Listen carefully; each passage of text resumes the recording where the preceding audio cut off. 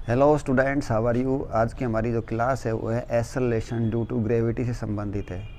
एक एटम के अंदर 99.99996% फ्री स्पेस है। अगर हम जमीन से सारी स्पेस खत्म कर दें तो जमीन का साइज एक सेब के बराबर हो जाएगा। सो आखिर स्पेस क्या है? क्या हो अगर हम दुनिया से हर चीज निकाल दें, हर एटम, बिल्डिंग, सियारा, गैलेक्सी वगैरह? आप सोचेंगे अब तो कुछ नहीं बचा, लेकिन यह सच नहीं है। हमारे पास स्पेस बच गई है। जैसे दुनिया में दूसरी चीजें हैं और उनकी अपनी अपनी खसूसियात हैं, इसी तरह स्पेस है। इसे समझने के लिए एक फिश टैंक की मिसाल ले लें। टैंक में जो फिश है वो जाहिर करती है कायनात में मौजूद किसी भी चीज को, यानी कोई सियारा वगैरह, और जो पानी है वो जाहिर करता है स्पेस को। जैसे पानी की अपनी खसूसियात हैं, इसी तरह स्पेस की भी अपनी खसूसियात हैं। बेर्नार्ड रीमान वो पहला शख्स था जिसके मुताबिक दुनिया में मौजूद मादा या मैटर स्पेस के साथ मुदाखलत यानी इंटरेक्ट करता है, और इसकी वजह से स्पेस बेंड हो जाती है। जबकि आइंस्टाइन ने कहा कि स्पेस और टाइम दो अलग चीजें नहीं हैं, बल्कि दोनों एक दूसरे के साथ जुड़े हुए हैं।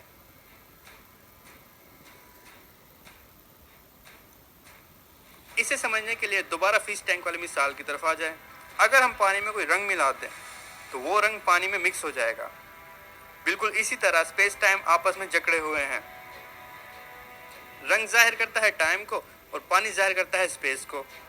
सो आइंस्टाइन के मुताबिक मादा सिर्फ स्पेस को बेंड नहीं करता, बल्कि वो स्पेस टाइम को बेंड करता है, और स्पेस टाइम में पैदा होने वाले इस झुकाव की वजह से दूसरी चीजों की हरकत की सिमत चेंज हो जाती है।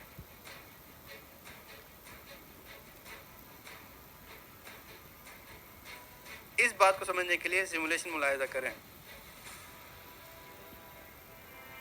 अगर स्पेस टाइम में कोई और सियारा या सितारा ना हो तो जमीन एक ही सिमत में हरकत करती रहेगी।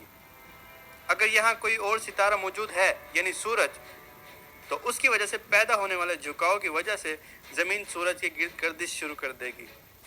सो आइंस्टाइन ने कहा कि जिस चीज को हम एक कुव्वत कशी समझ रहे थे वो सिर्फ एक ऐसा असर है जो कि स्पेस टाइम में झुकाव की वजह से होता है।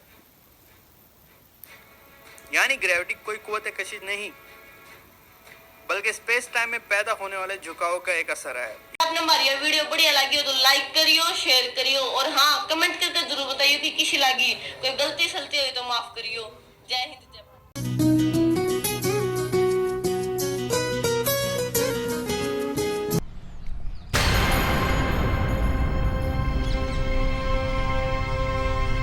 Hello students, how are you. आज की हमारी जो क्लास है वो है एक्सेलरेशन ड्यू टू ग्रेविटी से संबंधित है कि किसी भी बॉडी का जब हम धरती के सरफेस से ऊपर लेके जाएंगे एच हाइट के ऊपर तो उसकी जी का मान कम होगा।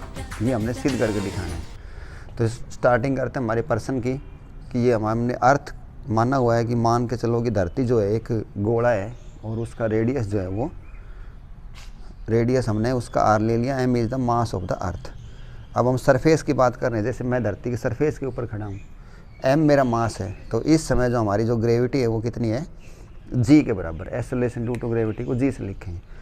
तो डियर स्टूडेंट्स, यहाँ पे पहले हम एक रिलेशन निकाल लेते हैं। मोस्ट इंपॉर्टेंट क्वेश्चन है ये कि what is the relation between G and G. तो इसको देखते हैं। यहाँ पे लगाओ न्यूटन लॉ ऑफ ग्रेविटेशन।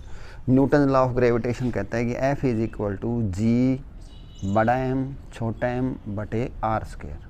ठीक है। और ये जो मास है इसका खुद का भी वेट होगा, ठीक है, और इसका जो वेट होगा ग्रेविटी उसको नीचे खींचेगी, तो उसके वेट को हम लिखेंगे, वेट भी एक फोर्स होता है, F is equal to M G. जैसे होता है ना न्यूटन सेकंड लॉ से, F is equal to M A, mother is equal to father. लेकिन जब कोई बॉडी ज़मीन से ऐसे चले तो हमने क्या लेना है, ए लेना है। लेकिन जब कोई ज़मीन से ऊपर नीचे की बात हो तो वहाँ पे हमने क्या लेना है, जी लेना है। ठीक है। तो एम जी किसके बराबर होता है, वेट के बराबर। तो यहाँ से सिद्ध होता है कि वेट भी एक फोर्स ही होता है। तो मैंने यहाँ पे लिख दिया F is equal to M G. तो ये बात तो आपके समझ में आ गई। दोनों इक्वेशन को मान लो हम बराबर करें तो ये आता है हमारा जी बड़ा एम छोटा एम बटे R square is equal to M G. तो यहाँ से एम कैंसिल हो गया, तो ये रिलेशन क्या आ गया हमारा, G is equal to G M upon R square. अब ये जो आर्टिकल हम करेंगे उसके अंदर ही हमारा जो हमने रिलेशन निकाला है ये यूज़ होगा। तो देखते हैं कैसे यूज़ होता है भैया। तो यहाँ से आपको एक बात का पता चल गया क्या, कि वेट जो होता है, वेट भी क्या होता है, weight is a force, weight भी एक फोर्स होता है। मास अलग चीज़ है, वेट अलग चीज़ है। मास का मतलब जिस चीज़ की वो बड़ी है, जैसे अब ये देखो हमारा जो डस्टर है, ये इसका मास जो है वो अलग चीज़ है।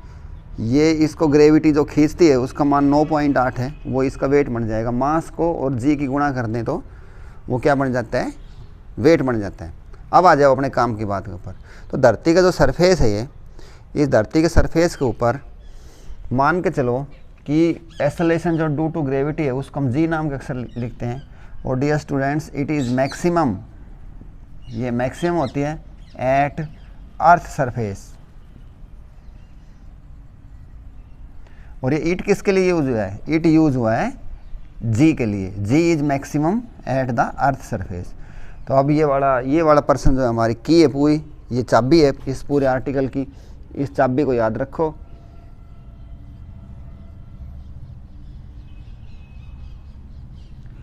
चाबी हर जगह लगेगी। तो मैं यहाँ पे लिख दूँ अब G इज इक्वल टू, क्योंकि हमने यहाँ पे G माननी है, G is equal to GM/r²। अब सीन नंबर 2 कि उसी m मास को हमने h हाइट पे उठा दिया ऊपर। तो अब कोई पूछे भाई इसके ऊपर कितनी ग्रेविटी एक्ट करेगी, तो देखो जो ग्रेविटी एक्ट करेगी वहाँ पे हमने स्पेशल लगा दिया, GH लिख दिया है। तो यहाँ पे GH किसके बराबर होगी, now body is at height h,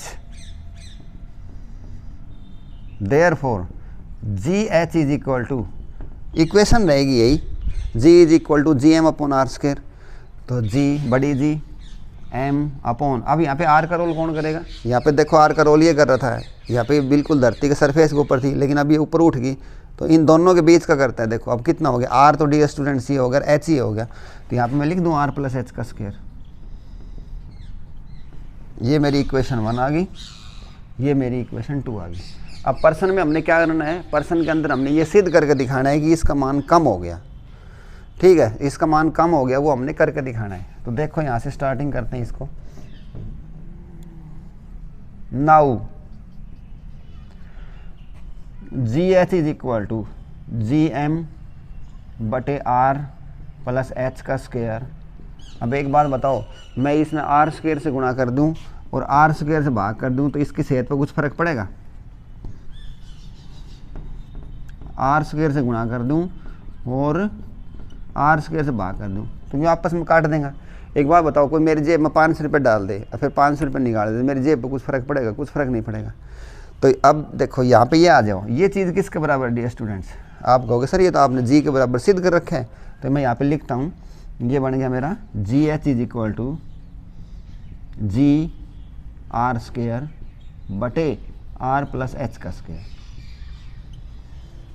अब यहाँ पे हम थोड़ा कुछ इसमें से कॉमन लेंगे R। तुम कहोगे सर R इसमें तो है, इसमें तो नहीं है। भाई कहीं कोई चीज़ ना हो तो भी ज़बरदस्ती कॉमन खींचे जा सके से, बदले में वो चीज़ उतर रखनी पड़ेगी। जैसे देखो ये बन गया पर्सन आ गया हमारा, यहाँ मैं थोड़ी यहाँ पे कर देता हूँ, GH is equal to GR² और नीचे आ गया हमारा ये r² कॉमन ले लिया, ये बनेगा 1+h/r।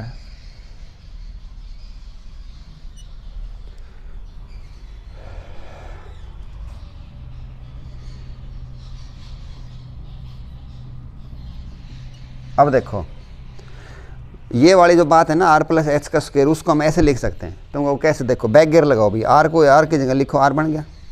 ये r जब यहाँ पे जाएगा तो इस r को ये r कैंसिल कर दे, क्या बचेगा, h ही बचेगा। यानी कि ये वाली बात और ये वाली बात सेम है। अच्छा अब ये जो स्क्वायर डियर स्टूडेंट्स, ये दोनों का है, ये इसका भी है, मैंने इसको अलग अलग कर दिया, न्यारा कर दिया ये, और इसका भी होगा। अब देखो ये दोनों आपस में कैंसिल हो गया और हमारा पर्सन आ गया GH is equal to G into ये 1+h/r, इसको ऊपर लेके जाओगे तो ये बनेगा 1+h/r, इसकी शक्ति -2, क्योंकि इस निशान से जब ऐसे हम ऊपर लेके जाएंगे ना, तो ऊपर लेके जाएंगे तो ये नीचे वाली प्लस की चीज़ क्या हो जाती है, माइनस होती है। और यहाँ पे हम लगाएंगे बाइनोमियल थ्योरम। बाइनोमियल थ्योरम लागू हो वो क्या होती है कि बाइनोमियल थ्योरम लागू करने के सबसे पहले तो यहाँ पे एक होना चाहिए, वो हमारा है बना बनाया, और बाइनोमियल थ्योरम लागू करो तो इसकी गुणा कर दो, बाकी आगे जो हायर ऑर्डर है उनको हम छोड़ देते हैं। तो ये आगे हमारा पर्सन शायद दिखाई दे रहा होगा, ये बन गया हमारा यहाँ पे बाइनोमियल थ्योरम लागू करने के बाद this implies GH is equal to G1 minus इसकी गुणा कर दो 2H/R। ठीक, तो अब यहाँ पे मैं थोड़ी जगह बनाता हूँ, ये तो समझ में आ गया होगा आपको। यहाँ पे जो हमने लिखा है ये आया हमारा पर्सन में GH is equal to G into 1 minus 2H/R। अब कोई पूछे भाई हमसे कि नो बताओ कि GH बढ़ो कि G, तो तुम कहोगे सर ये तो पता नहीं ऊट पटांग से लग रहे हैं, लेकिन इसने ऐसे समझा करो, देखो एक में से कुछ भी घटेगा, एक में से कुछ भी कोई भी नंबर घटाओगे तो वो एक से छोटी होगी कि नहीं होगी, वो एक से छोटी होगी। जैसे मान लो कोई होगा 1 माइनस 1/2, तो क्या उत्तर आया बताओ, तो हम कहोगे सर 1/2, तो 1/2 एक से छोटी है कि नहीं है, ठीक है। तो यानी कि सीधी सी बात है, जब एक में से कुछ भी घटाओगे तो वो एक से छोटी होगी, तो अपनी मर्जी तो कुछ भी सोच लो जो एक से छोटी हो। तो आप जैसे कहोगे सर हम तो ऐसे सोच लेते हैं कि GH is equal to G into एक तो छोटी चीज़ मैंने 1/6 सोच ली, सोची है ये। कोई भी बालक 1/8 सोच लो, कोई 1/7 सोच लो, थारे ऊपर है, ठीक। अब देखो, अब हमने ये बताना कि GH बड़ी कि G बड़ी, तो तिरछी गुणा करो भाई, इसकी तिरछी गुणा करोगे तो आएगी G is equal to 6GH। अकेली जो G है वो 6 के बराबर है। मान लो फॉर एग्जांपल मैं इसको 60 लिखूं तो यहाँ पे मैं 6 लिखूं, तो यहाँ पे मैं 10 लिखूं, तो एक बार बताओ GH का रोल कौन कर रहा है 10 और G का रोल कौन कर रहा है 60, तो सीधी सी बात से G बड़ी है ना, इसका मतलब GH कम होगी। तो इसी तरह जब किसी भी बॉडी को हम ज़मीन से ऊपर लेके जाएंगे, ऊपर ऊपर ऊपर ऊपर लेके जाएंगे, तो उसका मान G का कम होता जाएगा, और इतना कम हो जाएगा कि ज़मीन से जब हम 3200 किलोमीटर ऊपर चले जाएंगे, ज़मीन से कितना 3200 एट हाइट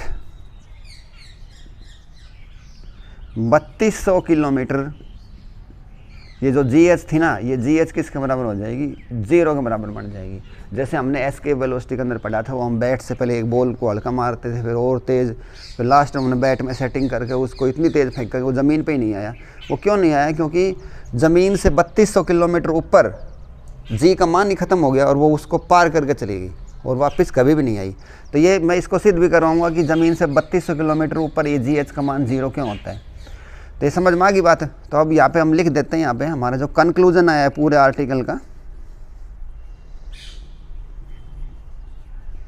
जो कंक्लूजन आया है वो क्या है कि G एट हाइट